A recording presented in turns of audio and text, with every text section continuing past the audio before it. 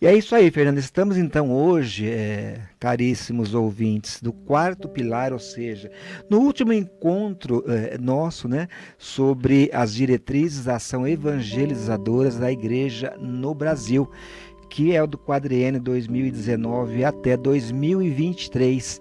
E eu quero aqui de maneira bem simples, né, dizer que a CNBB, nessa Assembleia, através do documento 109, ela enfatiza o retorno ao sentimento, né, o retorno ao sentimento de acolhida, ao sentimento de aconchego, da experiência de casa, de evangelizar e se inspirando nas suas comunidades, nas pequenas comunidades, como fazia antigamente as comunidades primitivas através dos apóstolos, né?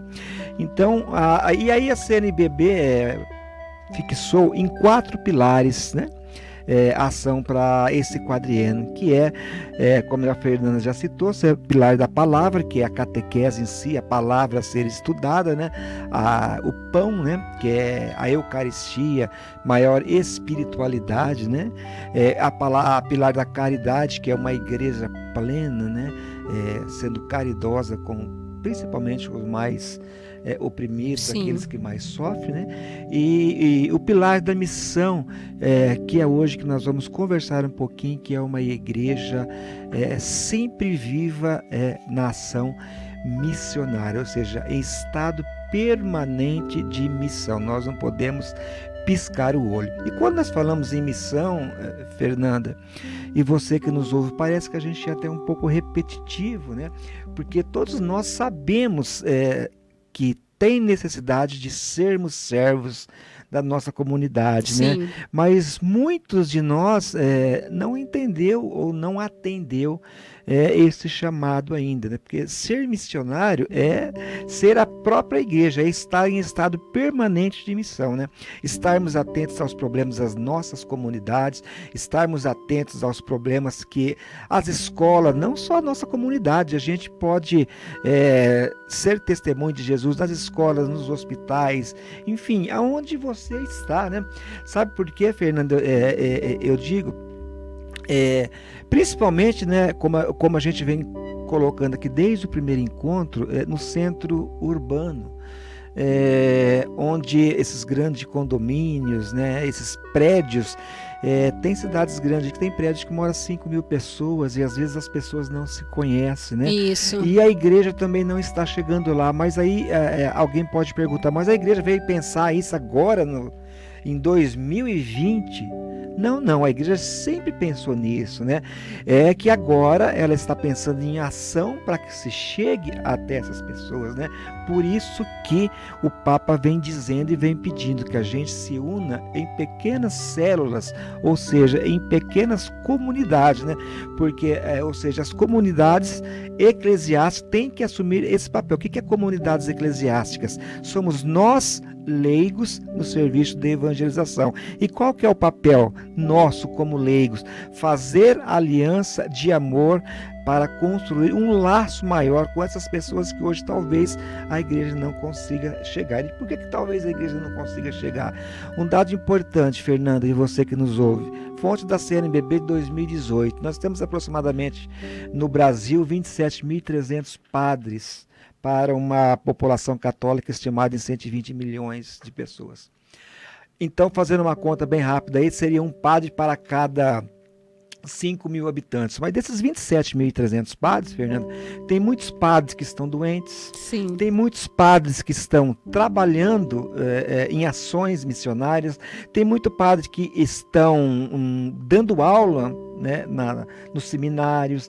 Então não são todos os padres que estão assim efetivamente atuando na missão evangelizadora do próximo, né? Ou seja, é só a gente fazer assim uma comparação, você aí na sua cidade, com o prefeito da sua cidade. Você veja o quanto o secretariado ele tem, né? Quantos funcionários ele tem para que ele possa conseguir administrar a sua cidade.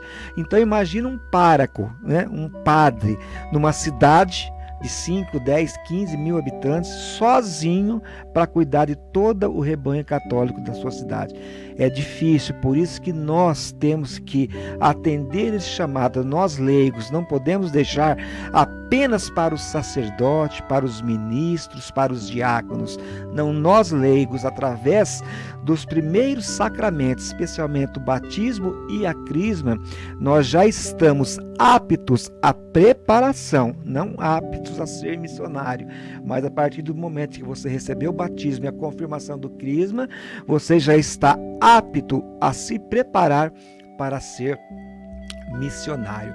E, Fernando, o maior exemplo, e às vezes a gente não entende assim, o maior exemplo de ser missionário é o próprio Jesus. Com certeza. Né?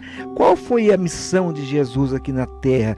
Deus, que é uma fonte inesgotável de amor, mandou o seu próprio Filho aqui na terra para uma missão. Qual é essa missão? A missão de nos salvar.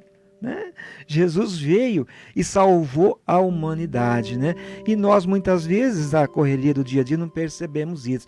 Outro gesto que Jesus mostra que ele veio por servir, que eu gosto de citar, é o lava-pés. Quando Jesus lava os pés do apóstolo, e ele mostra: eu sou humilde e estou aqui para servi-los. Né? Então é dessa forma que nós temos que pensar, servir com amor. Mas muitas vezes, Fernanda, eu, você e muitos não conseguiram entender esse chamado, sabe? Porque eu penso que esse chamado ele tem que arder, sabe? Ele tem que arder no coração da gente para que a gente possa ser testemunho desse chamado e ser servo de Deus. Como aquela passagem que está em João no capítulo 4, versículos versículo 4 a 42, também, se não me falha a memória, acho que é assim, da samaritana que encontra com Jesus e Jesus pede a ela água para beber, né? E ela diz: por que ele está pedindo água para ela, que é uma samaritana, e os samaritanos não tinham comunicação com os judeus, né? E Jesus a indaga, né, que se ela pedir água, se ela quer em Deus, se ela soubesse com quem ele estava falando, né, ela daria água para ele, né? E se ela soubesse quem era ele, ela pediria água para ele. E a água daquele poço, né, a água daquele poço mataria a sede dela, mas ela voltaria a ter sede. Mas se ela crer, se ela acreditar, Jesus daria a água viva para ela e ela jamais voltaria a ter sede. Esse encontro, Fernanda, é um encontro ardente que a gente tem que ter com Jesus. E essa mulher, com essa conversa com Jesus, ela foi no povoado dela ali e começou a dar testemunho a todos da conversa com Jesus. E muitos que não creram, não acreditavam, passaram a crer apenas, não digo apenas, né, mas pelo testemunho da mulher que teve esse encontro ardente, né, com Jesus, e a partir daí então ela passou a dar esse testemunho.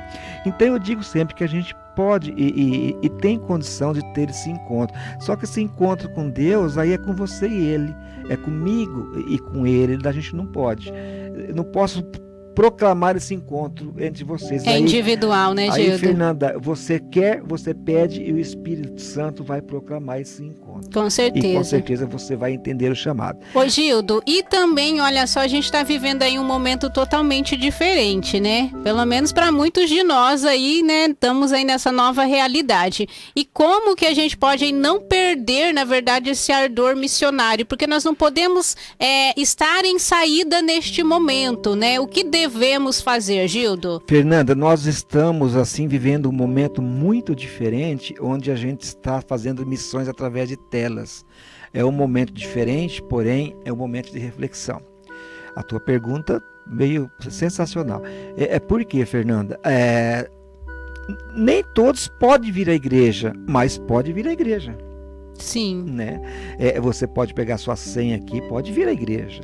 Né? Então, por exemplo, aqui na nossa paróquia tem celebração todos os dias, tem missa todos os dias. Então, como diz o padre, não tem desculpa para você não ir à missa. Né? Então, você pode ser o Renê, o que o Papa está pedindo? Primeira coisa, que você faça uma igreja doméstica dentro da sua casa. Volte para você dentro da sua casa e faça reflexão com sua família. Eu estou sendo missionário aqui na minha casa. E aqui na sua casa, você, o Cristiano e a Cecília, vocês são em 3. Mas teu vizinho, vizinho do lado, vizinho da frente, não tem. Assim, você pode conversar. Você pode saber da necessidade dele. Sim. Você pode falar um bom dia. Muitas vezes, Fernanda, como eu disse no programa passado, que o pilar da caridade, às vezes nem sempre é pautado de coisas, né? Não são coisas, dinheiro, roupa, comida, claro que é importante, mas gestos de caridade, um sorriso, um abraço hoje a gente não está podendo dar, mas um sorriso, um bom dia, se precisar de alguma coisa, eu estou aqui, o senhor está bem, a senhora está bem, um gesto caridoso, né? E quando puder, uma visita ao hospital, uma visita ao asilo, uma visita aos presídios, né? Assim, essa é a forma.